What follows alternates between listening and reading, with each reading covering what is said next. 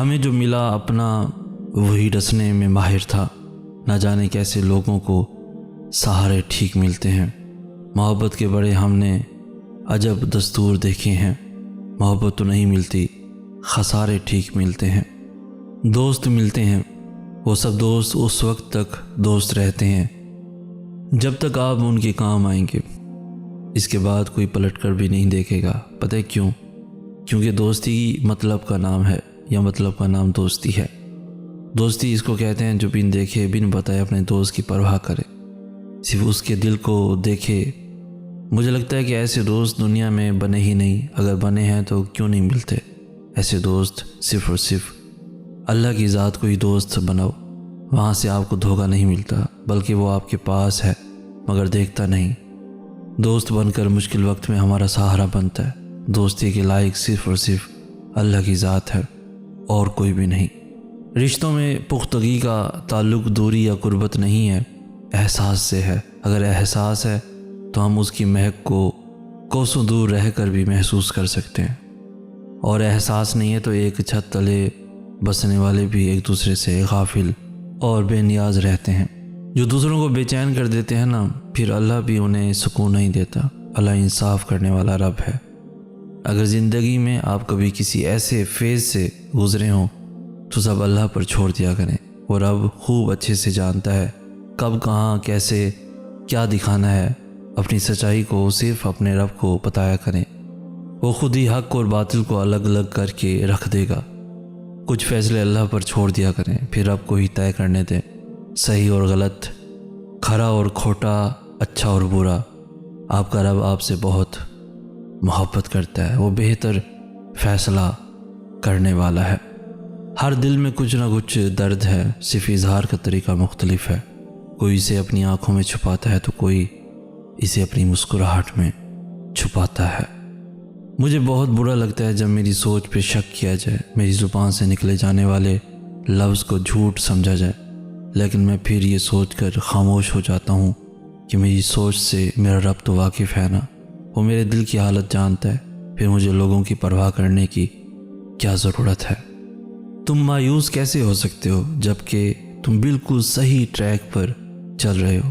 یہی تو وہ راستہ ہے جو اللہ نے تمہارے لیے بنایا تھا، تم کو خود تک لانے کے لیے، تمہارے بے سکونی کو سکون میں بدلنے کے لیے، تمہارے ادھورے پن کو مکمل کرنے کے لیے۔ قرآن پاک میں اللہ ہمیں بار بار اس سے چیزیں مانگنے کی یاد دلاتا ہے، چاہے وہ بڑی چیز ہو یا چھوٹی۔ اللہ فرماتا ہے بس مانگو اور مانگو، میں تمہیں دوں گا جو تم مانگو گے۔ اللہ بہت پسند کرتا ہے جب ہم اس سے کوئی التجا کرتے ہیں، کوئی فرمائش کرتے ہیں، اس سے دعائیں کرتے ہیں، لیکن ہم اکثر اللہ کو بھول جاتے ہیں۔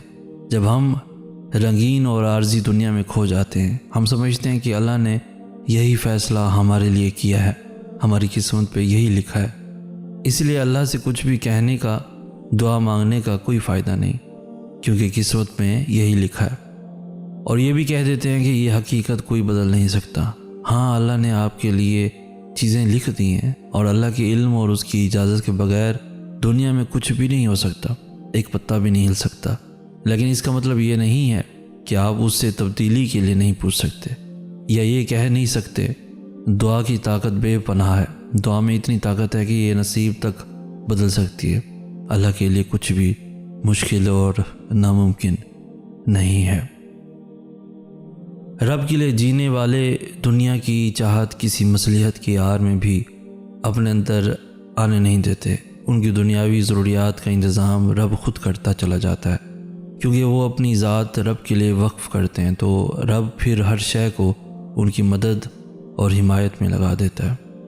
میں اپنے نفس سے بہت خوش ہوں، کیونکہ مجھے دوسروں کی خوشیاں دیکھ کر کبھی رنج نہیں ہوتا، مجھے لوگوں کے پاس دولت دے کر لالچ نہیں ہوتا، میں کسی دوسرے کی قسمت پر رشک نہیں کرتا۔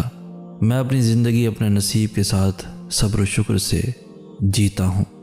انسان کو زیب نہیں دیتا کہ جب اس کا اللہ رب العزت کمال کا مہربان اور خیر خواہ ہو، پھر بھی بندہ بے آس اور بے یقین ہو۔ اللہ تعالیٰ قرآن پاک میں فرماتے ہیں، کہہ دو میرے ان بندوں سے جنہیں حالات ناممکن لگ رہے ہیں، میں ہر شے پہ قدرت رکھنے والا ہوں۔ اللہ تعالیٰ نے انسان کو بے شمار نعمتیں عطا کی ہیں اور انسان کو بس ان نعمتوں کا شکر ادا کرنا ہوتا ہے، مگر انسان آج اتنا مصروف ہو چکا ہے کہ وہ اللہ کی نعمتوں کا شکر ادا بھی کرتا ہے تو جلد بازی میں ادا کرتا ہے۔ اے اللہ، ہم تیری دی گئی نعمتوں کا صحیح سلیقے سے شکر ادا کرنے کی توفیق عطا فرما، آمین یا رب العالمین۔ زندگی کا اپنا ہی رنگ ہے، دکھ والی رات سویا نہیں جاتا اور خوشی والی رات سونے نہیں دیتی۔ جو لوگ تکلیف دے رہے ہیں، بات بات پر تانا دے رہے ہیں، تہمتیں لگا رہے ہیں، تو آپ ایک بات کو یاد رکھیں کہ وہ رب کچھ نہیں بھولتا، وہ واقف ہے ہر زخم سے، لوگوں کے رویوں کو اس کے سپرد کر دے۔ آپ کا اجر بہت قریب ہے، آپ کے صبر کے اس سفر میں آپ کا رب آپ کے ساتھ ہے، مایوس مت ہوں، آپ کا رب سب دیکھ رہا ہے۔ زندگی میں کچھ چیزیں ہمارا پیچھا نہیں چھوڑتی، کچھ غلطیاں جو ہم بھول نہیں پاتے، کچھ تکلیفیں جو دل میں ٹھہر جاتی ہیں، اور کچھ لوگ جو ہمیشہ یاد رہ جاتے ہیں۔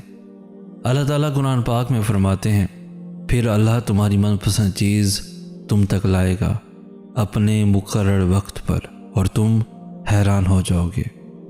اس دنیا میں ایک قتل ایسا بھی ہے جس پر جنت ملنا یقینی ہے، اور وہ ہے اپنے نفس کا قتل۔ زندہ شخص کی قدر کریں، زندہ شخص کے چہرے پر ایک مسکراہٹ لانا اس کی قبر پر پھول رکھنے سے بہتر ہے۔ کچھ ٹھوکریں بڑی معتبر ہوتی ہیں، سیدھا اس کے دربار میں سر کے بل لا کھڑا کرتی ہیں۔ کچھ لوگ بھی بڑے مبارک ہوتے ہیں، لگ جائیں تو آپ کو پہلے سے مختلف انسان بنا دیتے ہیں، آپ تخلیقی اور تعمیری بن جاتے ہیں۔ کچھ بے توجہیاں بڑی انمول ہوتی ہیں، آپ کی توجہ اور دھیان کو چہروں کے ہجوم سے نکال کر ایک ذات کی طرف مبذول کر دیتی ہیں۔ ایسے ہر درد، ہر ٹھوکر، ہر روگ، ہر خلیش، ہر بے بسی، ہر بے اتنائی، ہر بے رخی، ہر بے توجہی کو سلام، جس نے آپ کو پہلے سے بہتر انسان بنایا ہو اور صاحب کن فیکون سے جا ملوایا ہو۔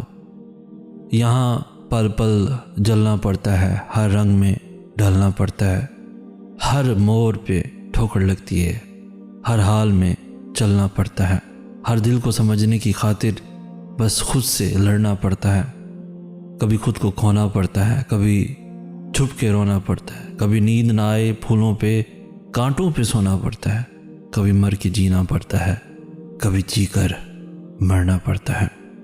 جب انسان اچھے لوگوں سے بھی ڈرنے لگے تو سمجھ لیں کسی نے اعتبار نہایت سلیقے سے توڑا ہے۔ زندگی تب سے آسان ہو گئی جب سے میں نے سمجھ لیا کہ لوگ لوگ ہوتے ہیں، لوگوں کو لوگ مل بھی جاتے ہیں، نہ کوئی کسی کا انتظار کرتا ہے، نہ کوئی کسی کے نہ ہونے سے مرتا ہے۔ ویسے بھی لوگوں کی مثال ان پرندوں جیسی ہے جو شجر کو سوکھتا دیکھ کر کہیں اور آشیانہ بنا لیتے ہیں۔ یہ دنیا اللہ کی ہے، لیکن یہ دنیا اللہ والوں کو راس نہیں آتی۔ مگر تم غمگین مت ہونا، دنیا کا ساتھ ہونا اہم نہیں، اگر تمہارے پاس اللہ کا دیا قرآن ہے اور اللہ کا ساتھ ہے۔ اہل قرآن ہی در حقیقت اصل فلاح کے حقدار ہیں۔ کسی شک میں مت پڑنا، منافقین کے دھوکے میں مت آنا، یہی ہے واحد کلام اللہ، ذالک الکتاب لا ریب فیہ۔ چیزیں مل جاتی ہیں، یقین جانے کہ کھوئی ہوئی چیزوں کی جگہ اچھی اور بہترین چیزیں لے لیتی ہیں۔ انسان کا گھر، انسان کی دنیا نت نئی چیزوں سے بھرتی ہی رہتی ہیں، جبکہ ہمیں دنیاوی چیزوں کی نہیں، خوبیوں کی ضرورت ہے، ایمان کی، خلاص کی، اخلاق کی، کہ ہم بہت اچھے نہ بھی بن سکیں تو بہت برے بھی نہ ہو جائیں۔ ہم کسی کے لیے سیڑھی نہ بن سکیں کہ اسے اوپر تک نہ لے جا سکیں تو اسے کھینچ کر نیچے بھی نہ پھینک دے۔ ہم گڑھے کھودنے والوں میں سے نہ ہوں، بلکہ ان گڑھوں کو بھرنے والوں میں سے ہوں۔ آسانیاں پیدا کرنا ظرف ہے، اور یہ بھی نیکی ہے کہ راستے کی رکاوٹ نہ بنا جائے۔ کسی کی راہ میں ناحق مشکلات پیدا کرنے سے پہلے سوچ لیں کہ آپ اس کی تو صرف دنیا خراب کر رہے ہیں، لیکن اپنی آخرت تباہ کر رہے ہیں۔